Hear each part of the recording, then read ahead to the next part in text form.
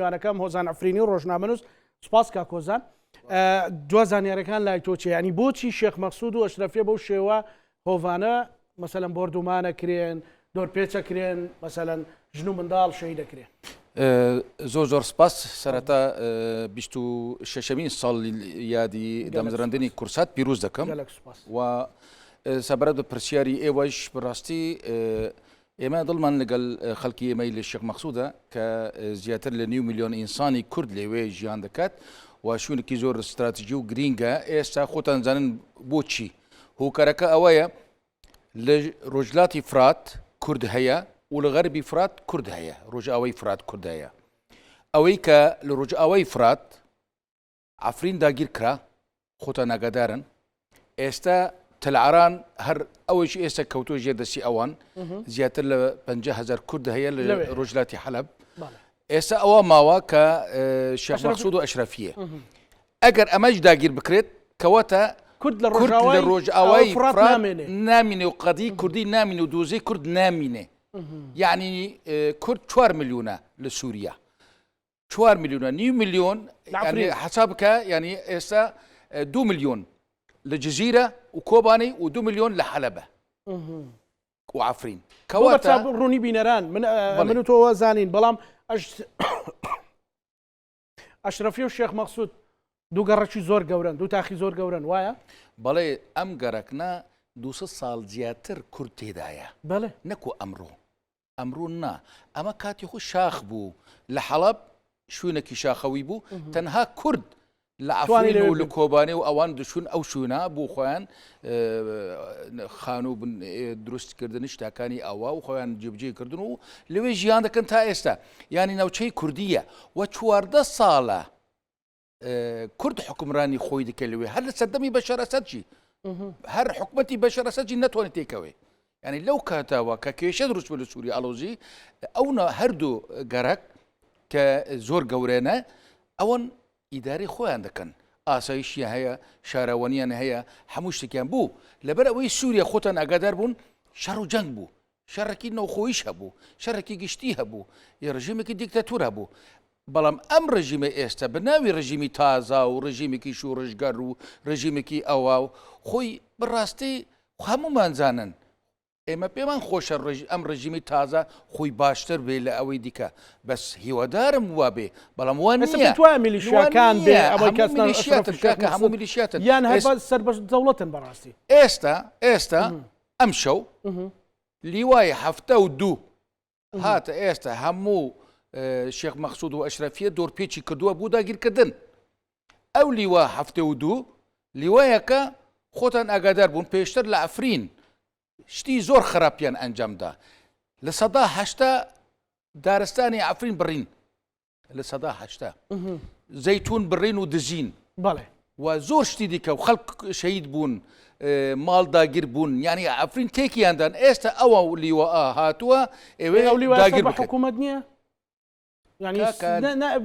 بناوی حکومەتە بناوی حکومەتە بەڵام بڕیاری حکومەت نییە بڕیار ئەوە بڕیار لە حکومەت وەرناگرێ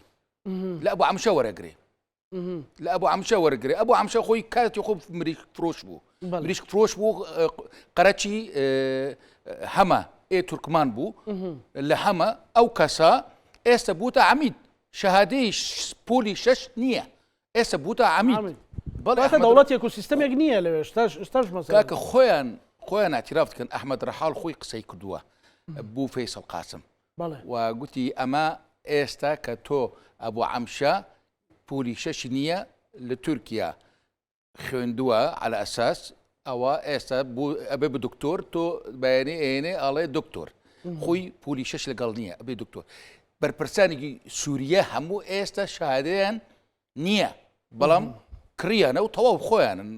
دەسەڵات هەموو بوون خەڵ هێزێ ئێستا لەسەر ئەشرەفی و شێخ مەقسوودە بەڵێ ئەو لیوە 72 ئێستا هاتووە بوو داگیرکردنی شێخ مەقسوود و ئەشرەفیە بۆیە من هیوادارم لایەنی کوردی بێدەنگ نەبێ یعنی لە یەکێتی پارتی لایەنەکانی دیکە لە پەکەکایە بێ هەر شوونێک بێ کورد لە ڕۆژهەڵات بێ ئەبێ ئەمەنش یعنی هەڵخاوەنی هەڵوێست بن لایەنی سیاسی کوردی ئەبێ هەڵوێستی هەبێ بوو شێخ مەقسوود و ئەشرەفیە با وەکو عەفرین نەکەن لە عەفرین بێدەنگیەکە بوو با ئەمەش وە نەبێ با وەکو کۆبانی بکەن کۆبانەی لەبەر ئەوەی هەمیان دەنگیان هەبوو هەڵوێستیان یەک بوو کوبانی داگیر نەبوو بەڵام ئەگەر لە ئەفرینیش بە هەمان شێوە وەکو کۆبانی بە ئەفرین داگیر نەکرا باش ئێستا لە حەڵەبە توانێت چی بکرێت کاک گۆزان مەسەلەن لەو هێزانە دۆرپێچ و گەڕەکانیان کردووە لە حەلەب پێت بڵێم ینی حکوومەتی هەرمی کوردستان ئەتوانێت ڕۆلی خۆی ببینێ لەگەل تورکیا قسە بکات چونکە تورکیا بڕیار دەدێ بڕاستی لە سووریا تورکیا بڕیار دەدێ و ئەمریکاش ئێستا خەریکی ئیشی فەنزۆێلا و نزەم چشوونێکی دیکە و ئێستا تورکیاش ئێستا خەریکی فشارخستنە لەسەر کورد مەسەلەی تورکی چییە؟ تورکیا کاکە ئێمە وەکو کوردی ڕۆژاوە ئێمە دژێتی تورکی ناکەن بڕاستی دراوسەیە بتوێنێتەوەی دراوسەیە کاکە فەرموو ئێمە لە دژی تۆ نین ئەم چەکدارانە دوور بخنێ لە ئێمە دیالۆکە ئێمە لە دیالۆگ کوردی ڕۆژاوە لە دیالۆگ دوور ناکەون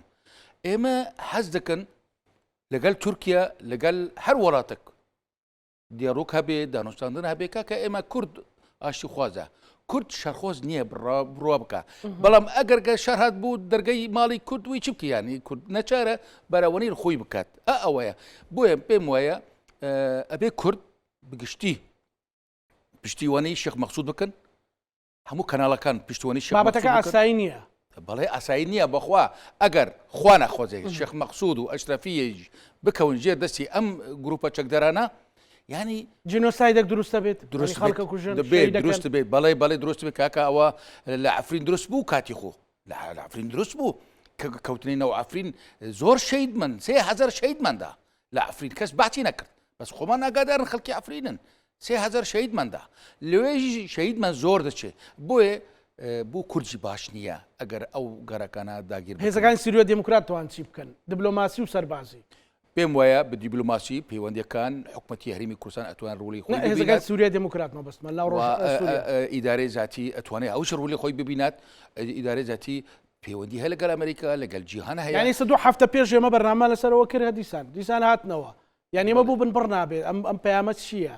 هەر وەزیری دەرەوەی تورکیا دێتە سووریا ئەم وەکو دیاریەک بۆ بەردەستیەوە بەداخەوە سووریا بێ ئیرادایە حکوومەتی سووریا بێ ئیرادای نییە بڕاستی ئیرادەی سیاسی نییە ئیرادەی دیبلۆماسی نییە ئیرادەی عسکەری نییە بە هیچ شێوەی ئیرادای یعنی شکاوە زانی یعنی ئێستا من وەکو خۆم فکر دەکەم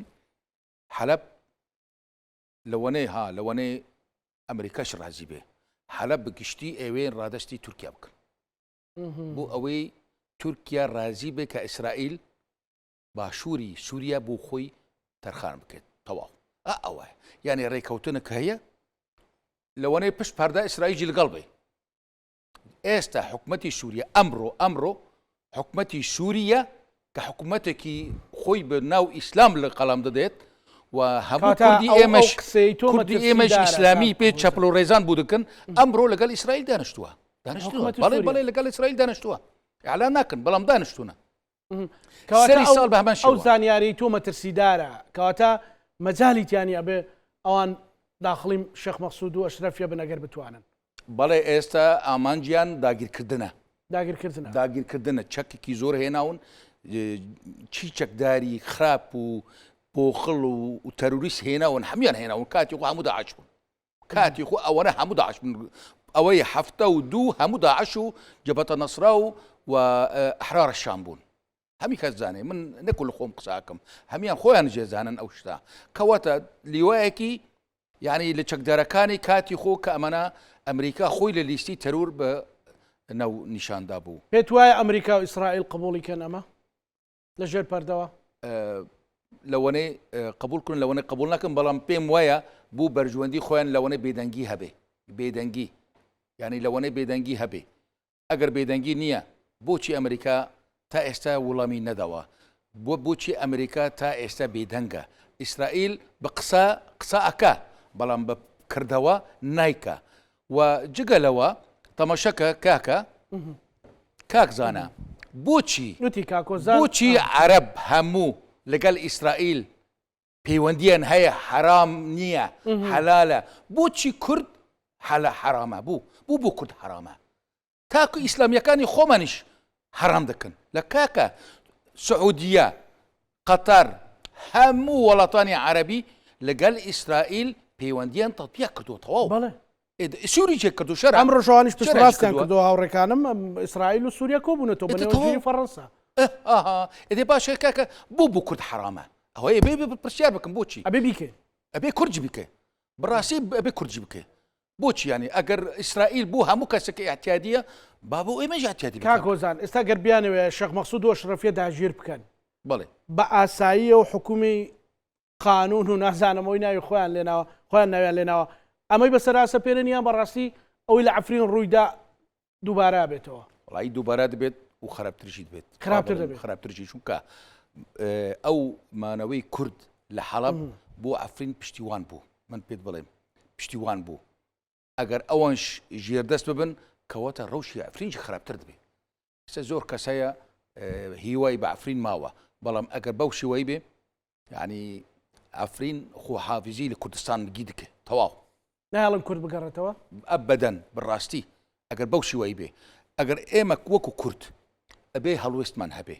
ئەبێ هەموو ڕۆشنبیرێکی کورد ڕۆنەکبیرێکی کورد نووسەرێکی کورد هونەرمەندێکی کورد سیاسەتمەدارێکی کورد لایەنێکی سیاسی کورد ئەبێ بێدەنگ نەبێ بەرامبەر ئەم ئێرشی لەسەر شێخ مەخسوود و ئەشرەفیە ئەگەر بێدەنگ ببن کەواتە بۆ میژوو بەڕاستی شتێکی خراپە بداخەوە. زۆر سپاس بۆ بەڕێز هۆزان ئەفرینی ڕۆژنامە و سپاس بە هیوایەوەین کە دۆخەکە ئاسایی ببێتەوە و ڕەوشی ڕۆژاوا و ڕەوشی ئەشرەفی و شێخ مەخسوودیش ئاسایی بێتەوە. بینەرانی خۆشەویست لەگەڵ هاوکارانم بەیەکەوە پانۆڕامای ئەم شەومان پێشکەشکردن هەموو لایەکتان ئەمانەتی خوای گەورە بن.